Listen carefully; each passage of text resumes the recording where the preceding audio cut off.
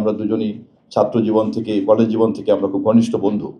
আমরা সমবয়সী, আমরা আমাদের ছাত্র রাজনীতির সময়টাও আমরা একই সঙ্গে পার করেছি এবং একটা মধুর স্মৃতি আছে আমাদের। 1978 সনের 27শে ফেব্রুয়ারি রাষ্ট্রপতি জিয়াউর রহমান সাহেব আমাদের দুইজন সহ আরও কয়েকজন ছাত্রনেতাকে খুলনা সার্কিট হাউসে ডেকেছিলেন উনি আমাদের সঙ্গে মত বিনিময় করার জন্য। তখনও রাজনৈতিক দল হিসেবে বিএনপি বা ছাত্র দলের জন্ম হয়নি, কিন্তু উনি দল গঠন করার জন্য উনি বিভিন্ন জায়গায় গেলেই তার পছন্দ মতো কিছু বা খোঁজখবর নিয়ে যাদেরকে উনি মনে করতেন যে ভবিষ্যতে তার কর্মী করা যায়, সহকর্মী করা যায়, সেরকম উনি আমাদেরকেও অন্যদের মধ্যে আমাদের দুজনকে উনি ডেকেছিলেন। এবং আমি খুবই দুর্ভাগ্যবান যে আমার বন্ধু সেদিন রাষ্ট্রপতি জিয়াউর রহমানের ডাকে জয়েন করলেও আমার সিদ্ধান্ত নিতে অনেক দেরি হয়ে গিয়েছে। তো পরবর্তীকালে সে ছাত্র দলের প্রেসিডেন্ট ছিল, এখন সে বিএনপির ভাইস চেয়ারম্যান, এবং আমি তার বন্ধু হওয়ার কারণে আমি অত্যন্ত গর্বিত। আজকের এই অনুষ্ঠানের জন্য আমাকে আরিফ প্রথম থেকেই বারবার বলে রেখেছেন এবং আমারও খুব আগ্রহ, বাট আমি শুধুমাত্র আপনাদেরকে এই উপলক্ষে মনে করিয়ে দিতে চাই যে আমরা বর্তমানে রাজনীতিতে এমন একটা নতুন রূপান্তরিত ইকোসিস্টেমের মধ্যে ঢুকে গিয়েছি যে লন্ডনে বসেই আমাদের ভারপ্রাপ্ত চেয়ারম্যান কিন্তু এত বড় আন্দোলনের নেতৃত্ব দিতে পেরেছেন এবং তার ফিজিক্যাল অনুপস্থিতিটা কিন্তু আমাদের কাছে খুব একটা মনে হয় নাই। তার মানেই হচ্ছে যে আমরা ছাত্র রাজনীতিতে যখন ইন্টারনেটের পাওয়ার বিহীন অবস্থায় করতাম, অথবা রাজনৈতিক প্রক্রিয়া, অথবা অর্থনীতি, অথবা সমাজ, অথবা আমাদের ব্যক্তিগত জীবন, পারিবারিক জীবন, এমনকি আমাদের তরুণদের যে রোমান্স বিনিময়ের মাধ্যম হিসাবে যখন ইন্টারনেট ছিল না আর যখন ইন্টারনেট আছে, এই দুইয়ের মধ্যে কিন্তু একটা বিরাট পরিবর্তন এবং পার্থক্য আছে। যেমন আগে আপনার রকফেলার ছিল সবচেয়ে বড় ধনী, কিন্তু এখন কিন্তু হচ্ছে জেফ বেজোস অথবা মনে করেন টেক জায়ান্টরা আর কি, ফেসবুক, অথবা মনে করেন কার্লোস স্লিম, প্রোডাক্ট কিন্তু হচ্ছে কমপ্লিটলি হচ্ছে টেক প্রোডাক্ট, নলেজ প্রোডাক্ট।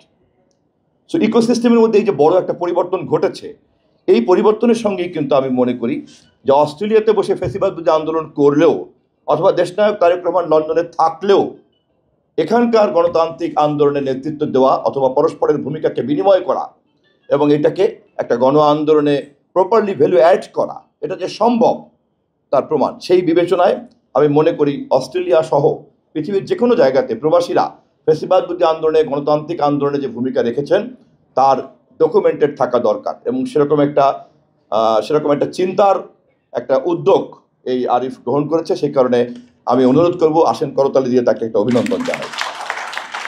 আমি আহ্বান রাখতে চাই প্রবাসীর অন্যান্য সমস্ত ধরনের সক্রিয় রাজনৈতিক নেতাকর্মীদেরকে, তারাও তাদের অভিজ্ঞতাগুলিকে বিনিময় করুন, আমি আহ্বান রাখতে চাই।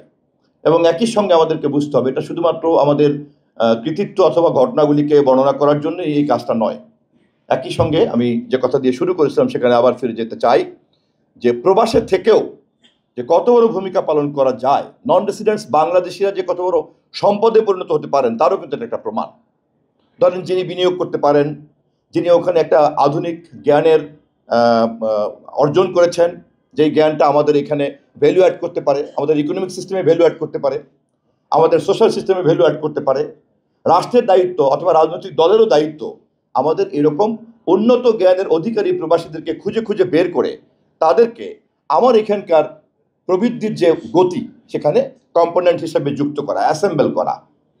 তাহলেই কিন্তু আমরা আমাদের লোকাল নলেজের সঙ্গে আমরা এইভাবে কিন্তু ইন্টারন্যাশনাল নলেজ, গ্লোবাল নলেজকে রিসোর্স হিসাবে কিন্তু আমরা তখন অ্যাসেম্বল করতে পারবো। দেন সাথে সাথে কিন্তু আমাদের সোশ্যাল মোশন, ইকোনমিক মোশন, এটা কিন্তু দ্রুত গতিতে মাল্টিপ্লাইড হয়ে যাবে। এবং অ্যাজ এ পলিটিশিয়ান আমি এইভাবেই ব্যাপারটাকে দেখতে চাই এবং সেই জায়গা থেকেই আমি অভিনন্দন জানিয়েছি হাওলাদার আরিফকে, মসলিউদ্দিন হাওলাদার আরিফকে, এবং প্রবাসের যারা যারা আছেন তাদের সবাইকে এই ধরনের উৎসাহটা দিয়ে রাখতে চাই। এবং এই সমস্ত বিএনপি মনা প্রবাসীদের মধ্যে যারাই নলেজে ভ্যালু অ্যাড করতে পারেন তাদের একটা ডাটাবেস তৈরি করার কাজও ইচ্ছা করলে মসলিউদ্দিন হাওলাদার আরিফের মতো যারা প্রবাসী বিএনপি কর্মী নেতা আছেন তারা হাতে নিতে পারেন। আমি আশা করি যে এই বই লেখার যে অনুপ্রেরণা, সেই অনুপ্রেরণা এই ধরনের একটা মেধাবী প্রবাসীদের ডাটাবেস তৈরি করার অনুপ্রেরণার সঙ্গে বা কাজের সঙ্গে যুক্ত হতে পারে।